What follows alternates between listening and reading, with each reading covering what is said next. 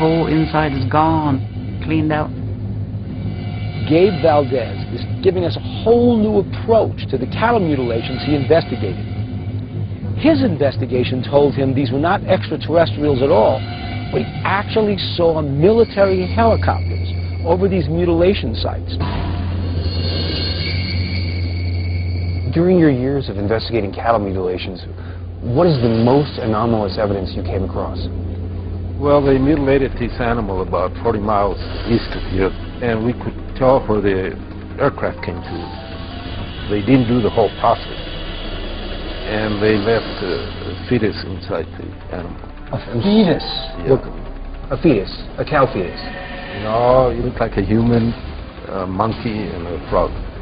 It didn't have any bones in the head. It was all full of water. What was the size of this fetus? Probably about 42 inches long, but something went wrong with whatever they were doing. What you're implying is that that cow was being used as an incubation chamber for a cloned creature. Exactly. My God. What are we looking at here? Is this a head? That's the front part is the head. This is bizarre. And was this open when you found it? Yeah, it was open. And are these the eyes? Yes. We really had to retrieve them back in order to see them. So there are eyes underneath that fur skin going on. Look at the ear. That's an ear? Yeah, that's the ear. It's an ear of the human. What happened to the fetus? We took it and had it analyzed. It was very confusing to the veterinarians. Did the vet identify anything as human in that fetus? Yeah, I think he could tell the eyes were. Honestly, this just looks like some crazy genetic experiment gone completely wrong. Yes. Right. It's madness. This is madness.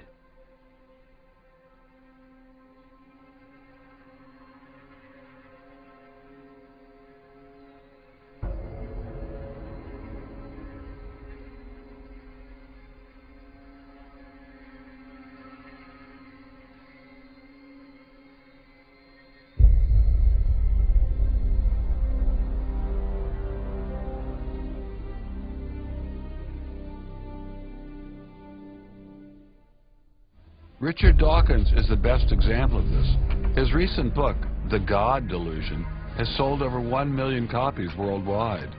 The God Delusion is my long-expected, long-worked-on, full-frontal attack on religion.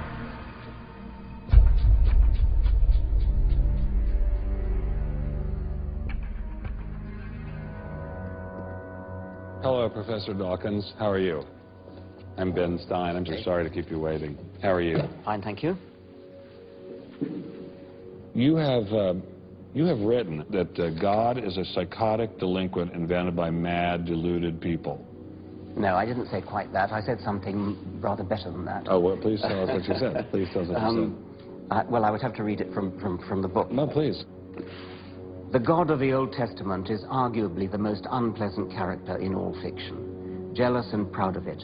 A petty, unjust, unforgiving control freak, a vindictive, bloodthirsty ethnic cleanser, a misogynistic, homophobic, racist, infanticidal, genocidal, filicidal, pestilential, megalomaniacal, sadomasochistic, capriciously malevolent bully.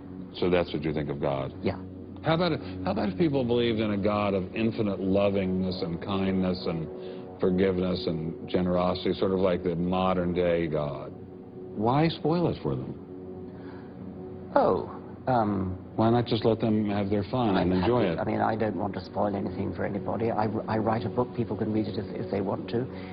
I believe that it is a liberating thing to free yourself from primitive superstition. So religion's a primitive superstition? Oh, I think it is, yes. So you believe it's liberating to tell people that there is no God?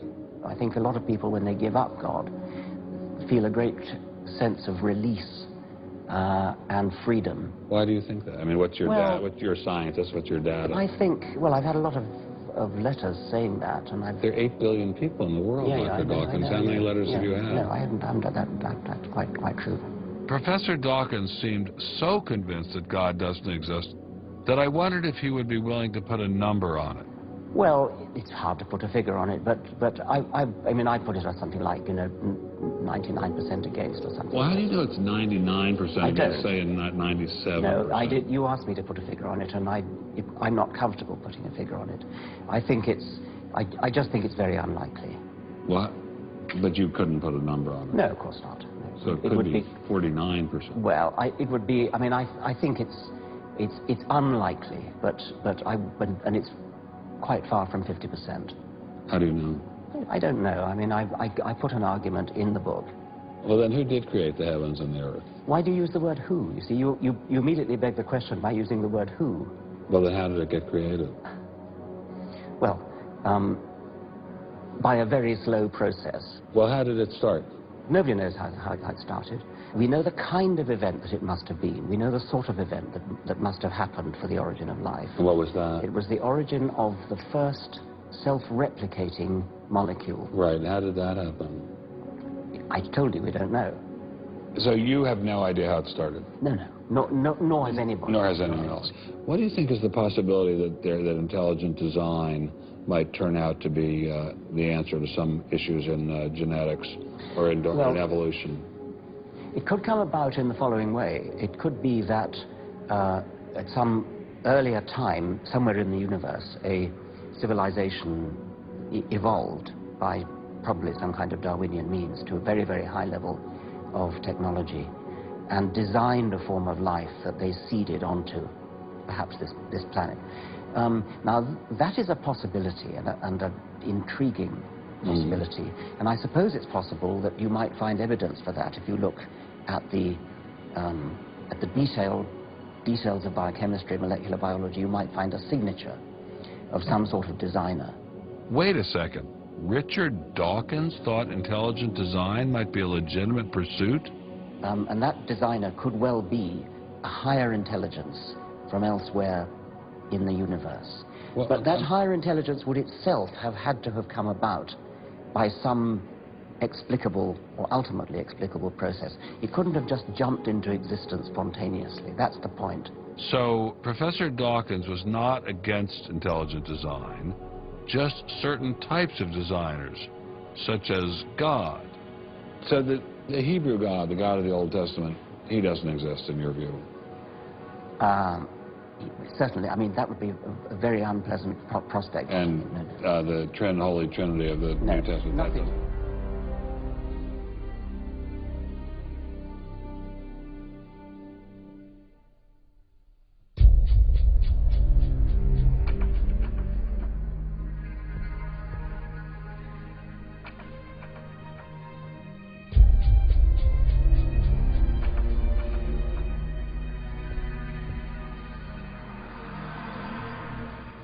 And I think it's just a catastrophic mistake to have someone like Dawkins address himself to profound issues of theology, the existence of God, the nature of life. He hasn't committed himself to discipline studying any relevant area of inquiry. He's a crummy philosopher. He doesn't have the rudimentary skills to meticulously assess his own arguments. Genius guy, though. Very smart guy. A little bit of a reptile, but very smart guy.